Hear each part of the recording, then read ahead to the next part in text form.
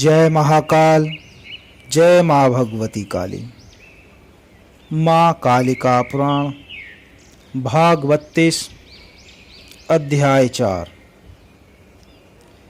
जब एक ही क्षण में सब सागर बिना जन वाले हो गए थे तो उस समय में बहुत ही अधिक करुण दृश्य हो गया था।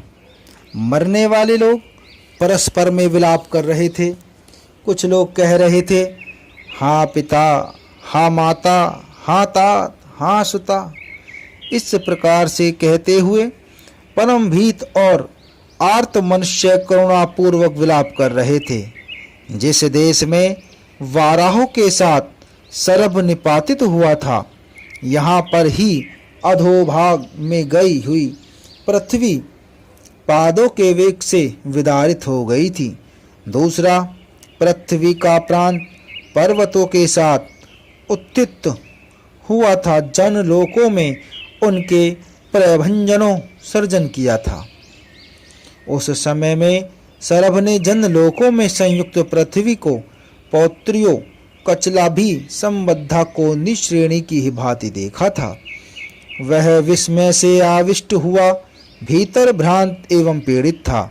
इसके अनंतर पौत्रीगण वे सब पौत्राघात से युद्ध करने लगे थे तथा उन्होंने खुरों के प्रहरों के द्वारा दाड़ों से और महान दारुण गात्र से क्षेत्रों से ही युद्ध किया था।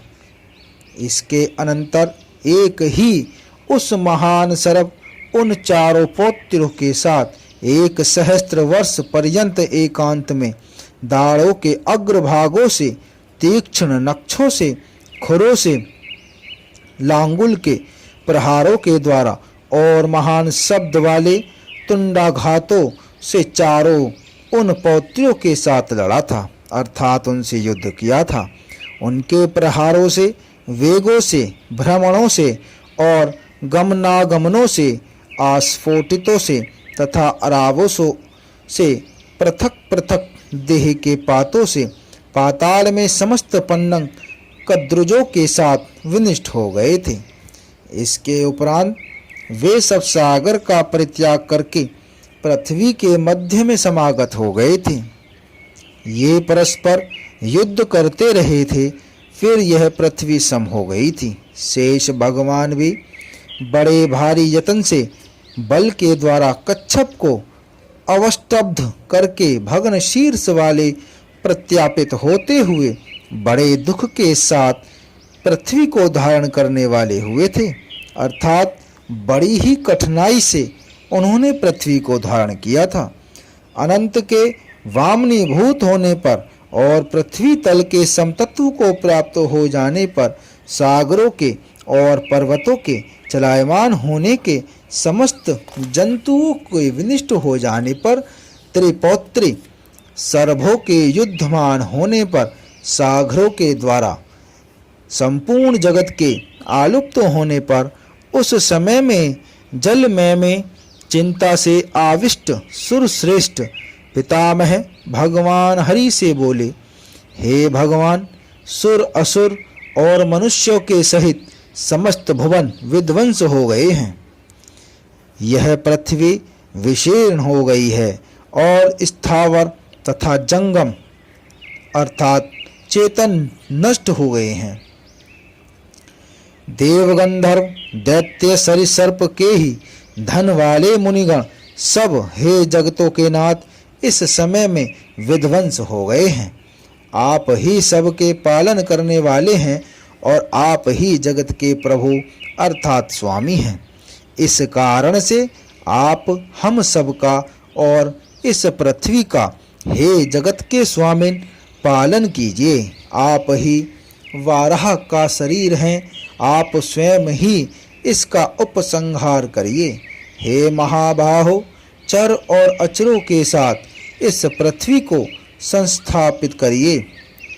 मार्कंडेय महर्षि जी ने कहा, उन भगवान जनार्दन ने ब्रह्मा जी के वचन का स्मरण करके प्रभु ने उस समय में सबकी संस्थापना करने के लिए यत्न किया था। इसके उपरांत भगवान हरि रोहित मत्स्य के रूप को धारण करने वाले होकर इस समय में वेदों के सहित 7 मुनियों को धारण करने वाले हुए थे। वे श्रुति की रक्षा के परायण होकर जगत के हित के साधन करने के लिए सभी श्रुति के श्रेष्ठ कोविदों का धारण किया था।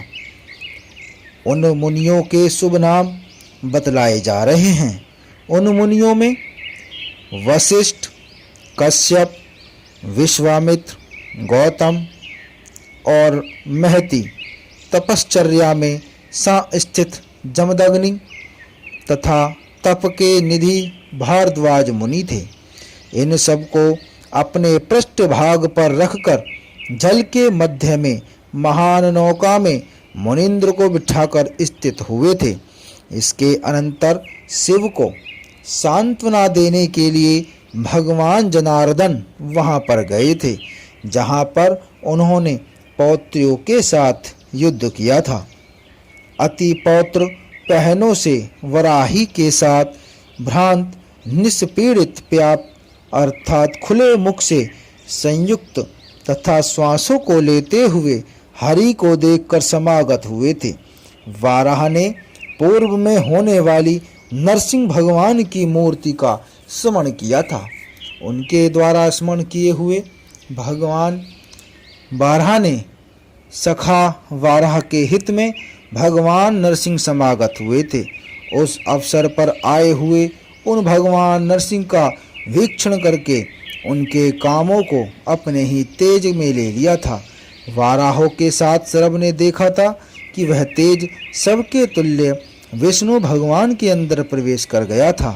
तेज से रहित भगवान नरसिंह का ज्ञान प्राप्त करके वाराह ने निश्वासों के समूह को छोड़ा था, अर्थात वे बहुत कुछ निश्वास लेने लग गए थे।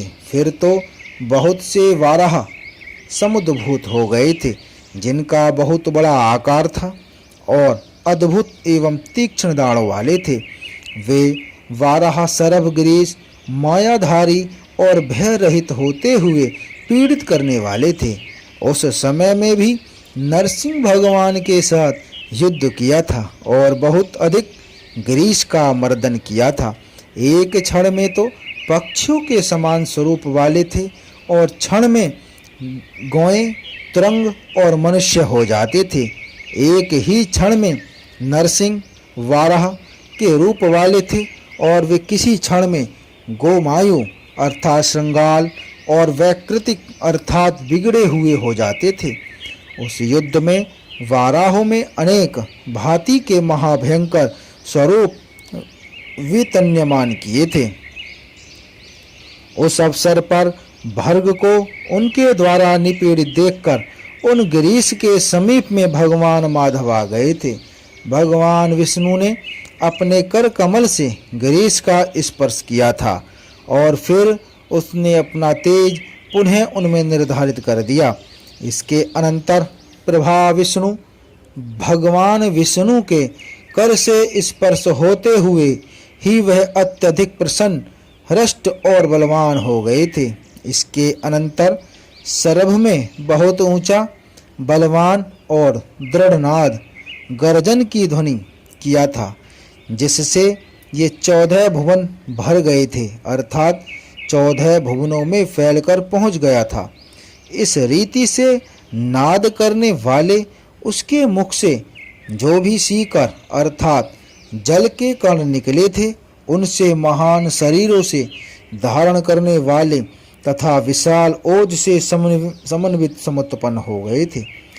जिस प्रकार से वाराह के निश्वास से नाना रूपों को धारण करने वाले गुण हुए थे, ये वैसे ही वाराह थे, प्रत्युत उनसे भी अधिक बलवान थे।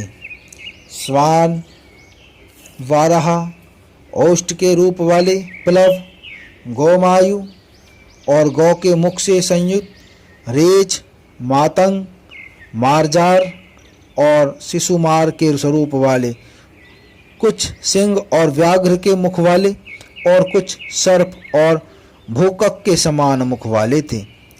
हंस की सी ग्रीवा से युक्त है के समान वाले तथा दूसरे महिष के समान आकृति वाले थे। दूसरे मनुष्य के समान आकार वाले थे और फिर मृग तथा मेघ के सदृश मुख से समन्वित थे। कुछ केवल कबंध ही थे जिनके मुख नहीं थे, कुछ बिना हाथों वाले और कुछ बहुत हाथों से युक्त थे। उनके कुछ सरब के सदृश आकार वाले थे और दूसरे कृकलास के जैसे मुख से संयुक्त थे। कुछ मत्स्य के सदृश मुख से युक्त थे और कुछ ग्राहके से मुख वाले थे। कुछ बहुत छोटे, कुछ बहुत बड़े फल वाले तथा कुछ कृस थे। कुछ ऐसे थे जिनके 4 पैर थे, कुछ 8 पैरों से युक्त और कुछ 3 एवं 2 पैरों वाले थे। कुछ एक ही पैर वाले थे और कुछ बहुत अधिक हाथों से संयुक्त थे। कुछ यक्ष तथा किम पुरुषों के समान थे, कुछ पशुओं के समान आकार वाले थे, तो कुछ पंखों से संयुक्त थे। कुछ लंबे उदर वाले थे तो कुछ महान उदर से संयुक्त थे। कुछ ऐसे थे जिनके उदर दीर्घ थे तथा स्थूल केशों से समन्वित, एवं कुछ बहुत कानों वाले तथा कुछ बिना ही कानों वाले थे। कुछ उनमें ऐसे थे जिनके स्थूल अधर थे तो कुछ बिना ही कानों वाले थे।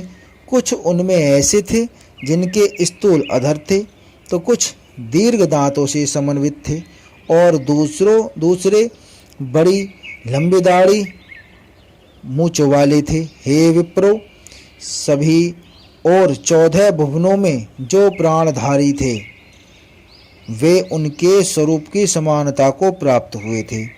इस भुवन में कोई भी जंतु अथवा स्थावर या जंगम नहीं था जिनके समान रूप से भगवान शंकर के गण उत्पन्न न हुए हों।